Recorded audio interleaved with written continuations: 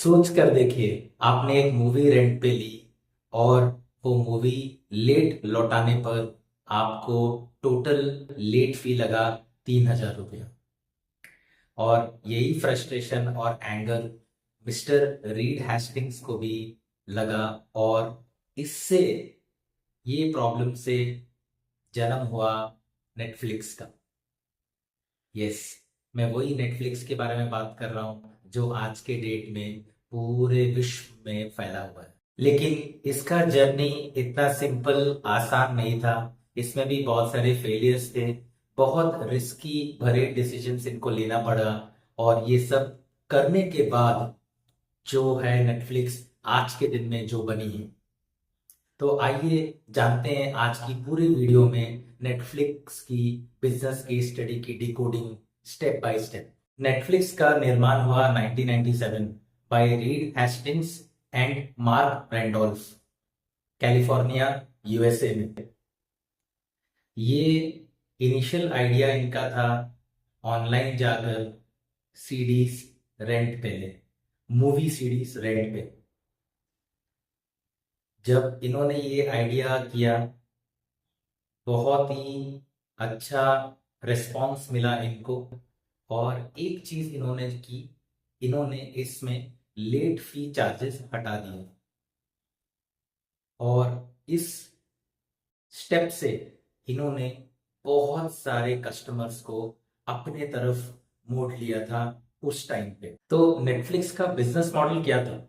ये था कि आप घर बैठे बैठे कोई भी मूवी का सीडीज ऑर्डर कर सकते हैं, और हम वो नेटफ्लिक्स वाले वो घर पहुंचाएंगे आपके। इतना सिंपल था। और एक पेन पॉइंट को नेटफ्लिक्स वालों ने समझा, और वो था लेट फी।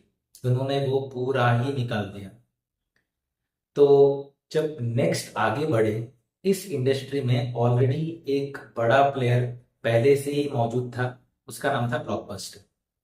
ब्लॉकबस्टर बहुत बड़ा कंपनी था, सेम बिजनेस में था, और वो हर लेट सीडी का चार्ज करता था, उससे वो बहुत पैसे कमाता था।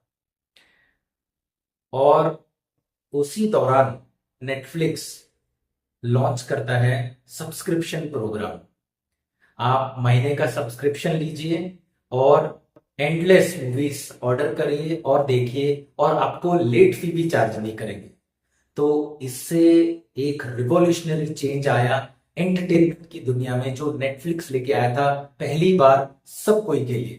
सबसे बड़ा टर्निंग पॉइंट सन 2000 में नेटफ्लिक्स जाता है ब्लॉकबस्टर के पास और कहता है कि हमें आप एक्वायर कर लीजिए $50 मिलियन में।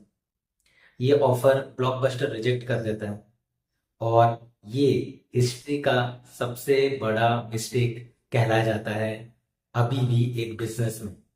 इसके बाद नेटफ्लिक्स क्या करता है जानिए। नेटफ्लिक्स बोलता है कि मैं अब सीडीज नहीं दूंगा, मैं अब स्ट्रीमिंग करूंगा मेरे नेटफ्लिक्स में।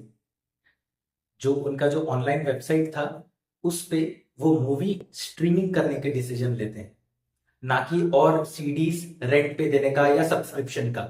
वो आपको मूवीज दिखाएंगे सब्सक्रिप्शन बेसिस पे, और वो मूवीज होगी स्ट्रीमिंग। और वो टाइम पे कुछ जन थोड़े बैकसीट लिए गए थे, क्योंकि तभी नेट इतना फेमस नहीं था। लेकिन नेटफ्लिक्स को पूरा भरोसा था फ्यूचर पे, और इंटरनेट की ग्रोथ पे, और सोशल मीडिया।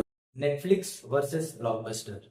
नेटफ्लिक्स था टेक ड्रिवन, कस्टमर फ्रेंडली और फ्यूचर फोकस्ड, और वहीं पे ब्लॉकबस्टर था ओल्ड मॉडल, रेवेन्यू डिपेंडेंट करता था उनका लेट फी पे, और इनोवेशन से दूर भागना। ये था major 3 differences between Netflix and Blockbuster. अब नेटफ्लिक्स 2013 में अपना खुद का कंटेंट बनाना स्टार्ट किया, जैसे house of cards and orange is the new black. अब नेटफ्लिक्स सिर्फ एक स्ट्रीमिंग प्लेटफॉर्म नहीं था, वो अब एक कंटेंट क्रिएटर बन चुका था। इमेजिन करिए, लोग अब नेटफ्लिक्स के पास अप्रोच कर सकते हैं अपना कंटेंट बेचने के लिए। इतनी बड़ी नेटफ्लिक्स ऑलरेडी हो चुकी थी 2013 में। आज के टाइम पे नेटफ्लिक्स 190 प्लस कंट्रीज में अवेलेबल है।